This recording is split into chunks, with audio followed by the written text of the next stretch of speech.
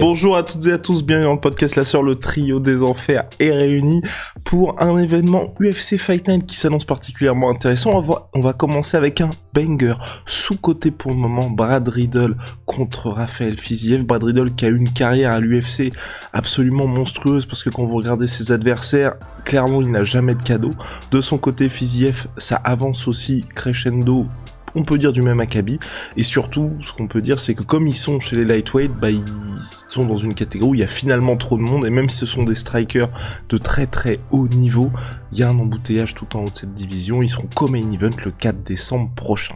Alors messieurs, est-ce qu'on est excités pour ce combat-là ? Bon, je pense quand même. Je pense que là, aucun de nous ne serait... Tu peux pas ne pas être excité, sachant que les deux sont ultra spectaculaires. En plus, bon, il se trouve que ce sont des mecs qui prédominamment sont des strikers, même si, par exemple, Brad Riddell a montré que lui, il était chaud pour aller au sol de temps en temps et mixer un petit peu. Mais le combat risque d'être absolument monstrueux.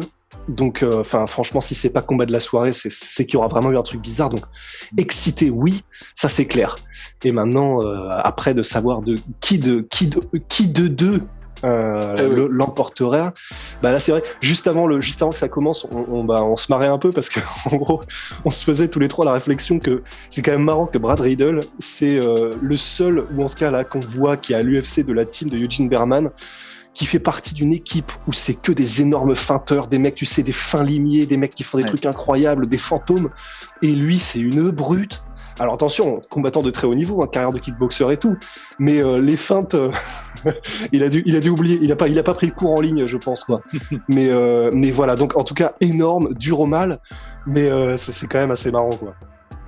Non, c'est marrant, il a pas... Ouais, non, avant, est-ce qu'on lancerait pas le générique avant ? Oh là là là là. Soit.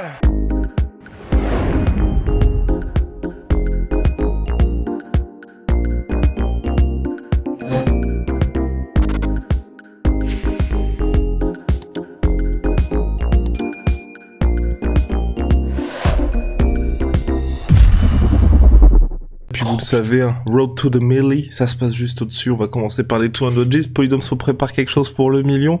Personne n'est prêt, mais nous ne sommes pas prêts. Alors donc, Polydome, Brad Riddell contre...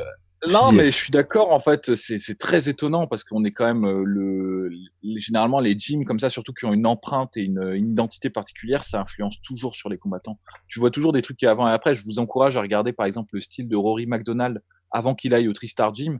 Enfin, il y a eu un changement et tu vois, ils imprègnent leur marque de fabrique sur les combattants, surtout ceux qui ont une méthodologie particulière, quoi, qui sont pas dans plutôt le boost de la condition physique et le boost de la condition mentale, mais qui sont vraiment genre on a une méthode, on a une technique, on fait comme ça, tu vois. Et c'est vrai que City Kickboxing, ils ont un peu, je vais pas dire révolutionné le game, mais ils ont un très bon succès pour là où ils sont. Tu vois, quand tu regardes le ratio de mecs de combattants qu'ils ont quand même 2 champions dans le lot.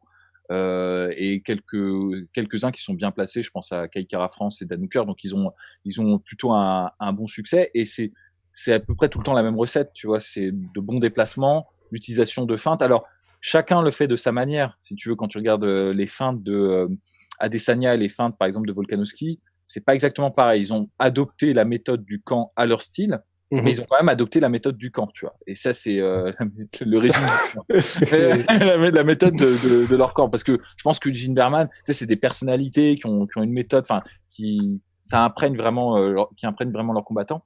Mais alors, effectivement, Brad Riddell, je sais pas si c'est par réaction ou si c'est parce qu'il avait peut-être déjà une carrière avant et qu'il avait déjà développé son style à lui et que il était trop tard, tu vois, pour prendre le pli, je ne sais pas. Mais c'est vrai que j'ai l'impression qu'il fait tout l'inverse. Et il est bon, hein. Moi, je trouve qu'il est très, très fondamental, hein. C'est pas un brawler, hein. C'est pas ça que je suis en train de dire. Ce qu'il fait, il le fait bien. Mais c'est marrant qu'il soit pas dans le camouflage, qu'il soit pas dans la sophistication à outrance, quoi. C'est vraiment un mec, les Anglais disent, c'est quoi, c'est meat and potatoes, quoi. Genre viande et patates, tu vois. Pour dire, c'est très carré, très simple, mais ça marche. Et en ça, c'est marrant parce que il est une pièce un peu originale dans son camp, mais il est aussi en opposition avec Fiziev, qui pour le coup, alors lui n'est pas trop dans les feintes, il est plus dans la construction d'enchaînements ultra véloces Et dans l'explosivité, il est impressionnant, hein, Fiziev, hein, quand il fait ses explosions et qu'il change de garde, qu'il switch pour envoyer ses kicks et tout. Mais c'est extrêmement spectaculaire. Le côté spectaculaire chez Brad Riddle, c'est plus l'intensité qu'il met dedans, tu vois. C'est pas tellement les techniques qu'il utilise, tu vois. C'est pas, fait pas des retraits arrière pour esquiver des high kicks. C'est pas trop son style. Lui, c'est vraiment plutôt des 1-2, des bons gros low kicks. Ouais, il est vissé, quoi. Ouais, voilà, c'est ça. C'est un meuble. Tu sens que le mec, il a une composition, qu'il est dur, quoi. Il est fait en bois, tu vois. Et au niveau de la technique, il est bon parce que je pense qu'il a une bonne lecture de jeu. À force, tu m'étonnes, tu vois, à force de t'entraîner avec des mecs qui sont des magouilleurs et des maquilleurs, tu vois, de leur technique, forcément, tu commences à un peu voir venir les choses et tout. Donc, je pense que ça, c'est évident. J'aime bien le fait qu'il commence à s'élargir, qu'il ne reste plus unidimensionnel. Dans son dernier combat, on l'a vu, il n'hésitait pas à essayer d'aller au sol et tout. Donc, ça, c'est vraiment un plus. Et c'est un plus dans la perspective d'une confrontation contre Rafael Fiziev qui, lui, pour le coup, même s'il a une très bonne défense, enfin, très bonne, plutôt efficace défense de lutte, reste essentiellement un prédominant striker. On l'a vu et ça, je pense que ça lui complexifie un peu les choses à Fiziev parce que tant qu'il a vraiment une supériorité en striking, ça marche. Tu vois, par exemple, son combat contre Moïcano, il a rapidement évalué la dangerosité debout de Moïcano, qui est pourtant un très bon adversaire, hein. On rappelle, Moïcano, il a battu Tukugov, il a battu, Cub Swanson. Cub Swanson, ouais, mais il a accroché des scalps qui sont vraiment pas mal, tu vois.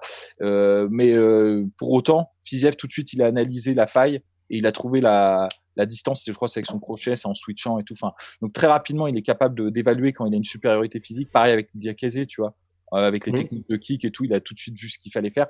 En revanche, quand son striking rencontre un mec qui est pourtant presque au même niveau, voire même au même niveau, et qu'il a pas d'autres outils, tu vois, pour essayer de le contourner, bah il s'engage dans des guerres où honnêtement, son combat, je crois que c'était contre Mustafaev, le premier qu'il a perdu. Bon, Mustafaev, il y a pas eu de guerre, il s'est juste pris par spinning, ouais. Il est retourné, ouais, bon, d'accord, ça, on fait croix là-dessus parce que je pense que ça peut arriver à n'importe qui.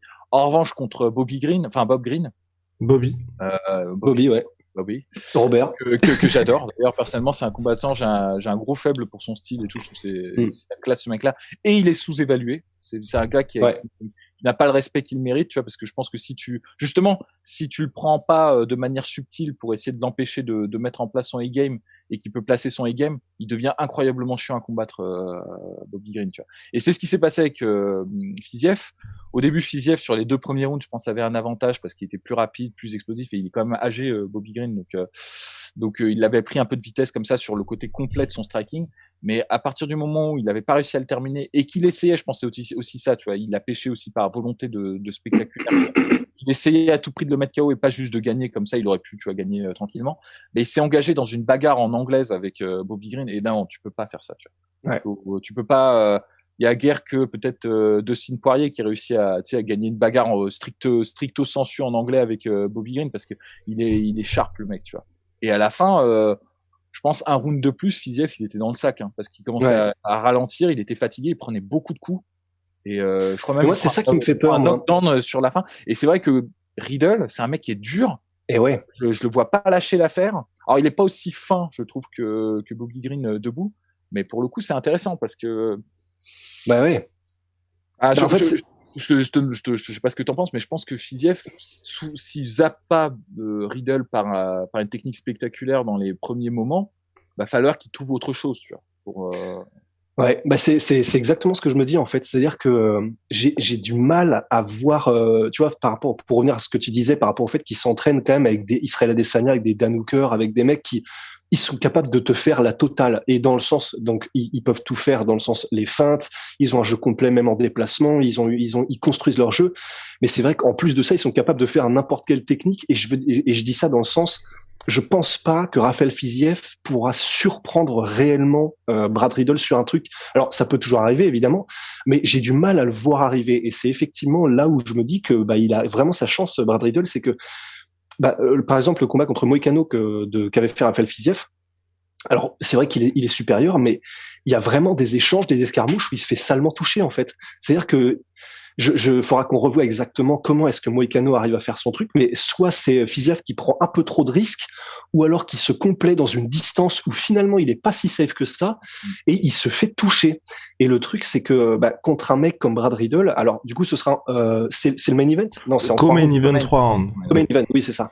Bon, heureusement entre guillemets, c'est en 3 rounds, donc c'est peut-être sa chance, tu vois, un peu comme Bobby Green, comme contre Bobby Green, mais effectivement, moi je vois bien un scénario où domination dans les premiers rounds, parce que de toute façon il aura un avantage de vitesse sur quasiment tout le monde dans cette KT Fiziev, mais ouais, je vois bien un Riddle qui le grind au fur et à mesure, qui commence à trouver le rythme, parce que ça, on sait qu'il le fait, Brad Riddle, qu'il est capable de choper le rythme de ses adversaires, il est capable de les lire petit à petit, et je vois bien une fin de combat très très chaude encore pour Fiziev.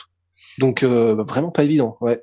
D'autant que Brad Riddle, comme tu le dis, il aura, je pense qu'ils savent ça. Enfin, je veux dire, on sait que c'est la dynamique de Fiziev, qu'il est excellent que en gros c'est une Ferrari, quoi. Il part très très vite et qu'il faut être sur le coup. C'est marrant parce qu'il vient principalement de la boxe thaï Fiziev, et généralement les combattants qui viennent du Muay Thai, ils ont, tu sais, c'est des diesels, quoi. Il leur faut le temps. Traditionnellement, ouais.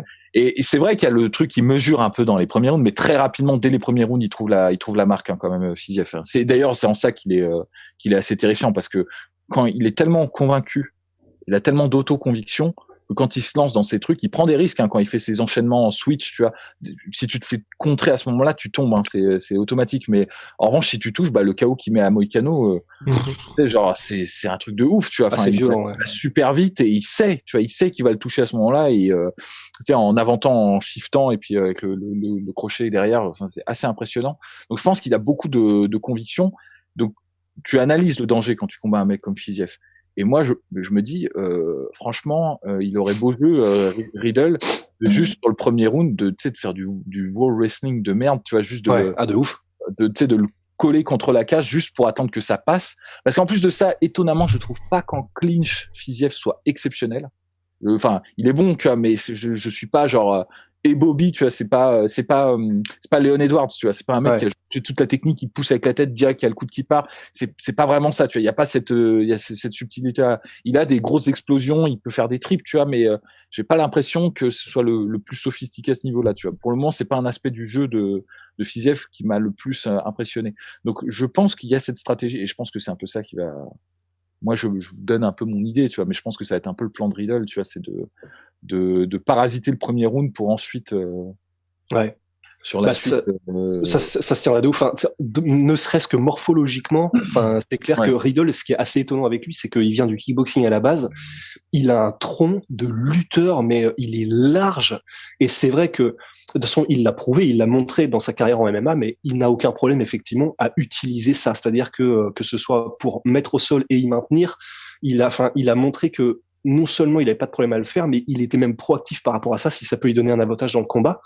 Donc effectivement, je vois vraiment bien ça arriver aussi. Enfin, franchement, et puis je suis d'accord avec toi. Enfin, quelle meilleure tactique. C'est-à-dire que même s'il faisait jeu égal en striking, c'est quand même un risque si tu peux te permettre de prendre cet avantage-là.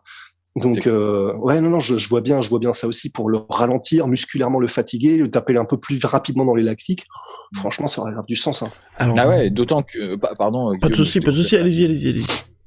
Non, mais d'autant que quand t'es contre un mec comme Fiziev, t'as pas intérêt à ce que les échanges à distance s'éternisent, parce que même imaginons qu'il soit supérieur, tu vois, imaginons qu'il a un meilleur coup d'œil et qu'il touche plus souvent, celui qui a le plus de chances de mettre KO l'autre, c'est quand même Fiziev.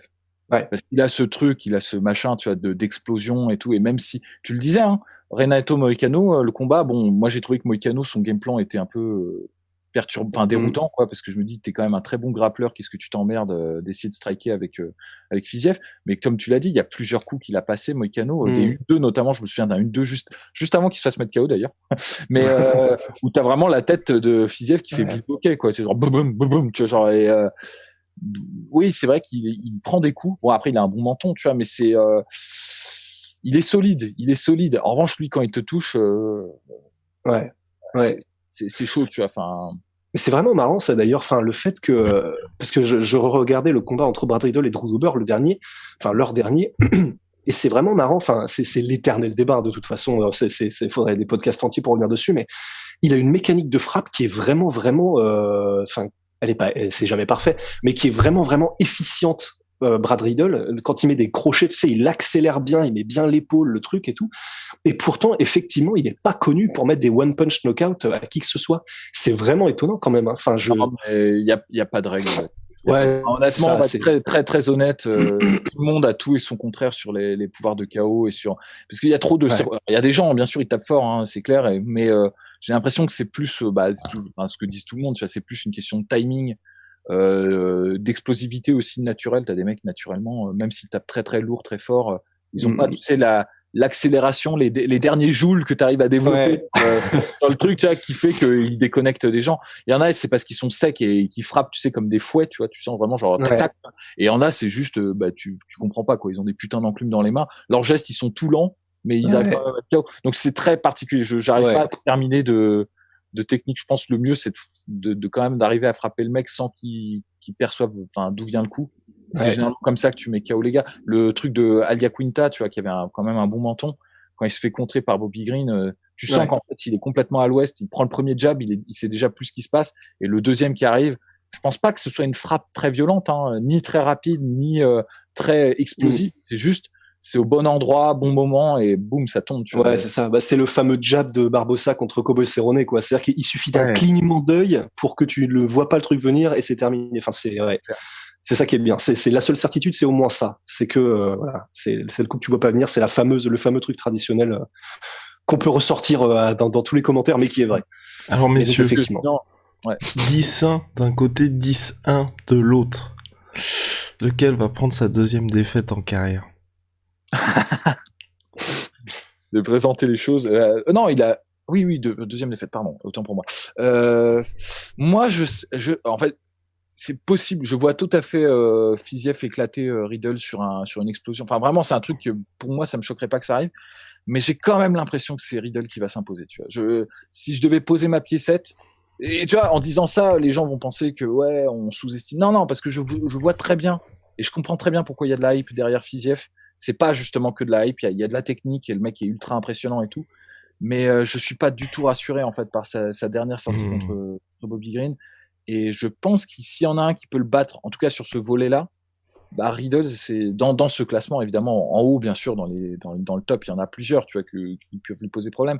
Mais dans cette partie-là du classement, le Riddle, on le voit pas venir, on fait pas trop attention à lui, et je pense qu'il représente quand même une bonne menace. Et honnêtement, je pense que, mis à part Moïcano, Riddle a combattu des mecs plus dangereux que Fiziev. Donc je pense je mets ma petite piécette par décision, je pense. Je vois mal Riddle terminer l'affaire. Tu sais, un 29-28. Je pense qu'il y aura quand même un round qui sera pris par Fiziev et le reste du combat par Riddle. Ouais. Ben je vois bien je vois bien aussi Riddle. Et je serais curieux de voir aussi un Riddle qui, s'il met effectivement en application un plan à base d'abord du wall wrestling, enfin du clinch contre la cage, et ensuite pourquoi pas, si vraiment il arrive à maximiser dessus, à le mettre au sol. Je pense que un ground and pound pendant un round de Brad Riddle, ça peut mettre fin au combat si jamais ça arrive, parce qu'il est quand même très très lourd comme tu l'as dit. Et ouais, du coup, c'est vraiment, on a l'impression que c'est ça. C'est soit dans les deux premiers rounds, gros KO claqué de l'espace de Fiziev, soit un troisième round très, très, très, très, très dur. Juste parce que, comme ça, on maximise nos chances d'avoir un résultat correct pour la sueur, je vais mettre un KO de Fiziev au premier round. Petit coup de pied retourné. Mais j'avoue que ça va être très, très chaud quand même. Alright, affaire à suivre. Moi, je mets Brad Riddle, décision unanime. Voilà. Ok. Alright. Mais ça va être cool, hein. On va en prendre plein les mirettes. Bon, allez. See you guys. Big shout out my sweet pea, my sweet protein. Moins 38% sur toute ma protéine avec le code la sueur. Venom, sponsor de l'UFC, sponsor de la sueur. Oh, wow. Allez. See ya. Et Tsume aussi. Et Tsume. A little Tsume over there. Like mama don't care. Allez, see ya.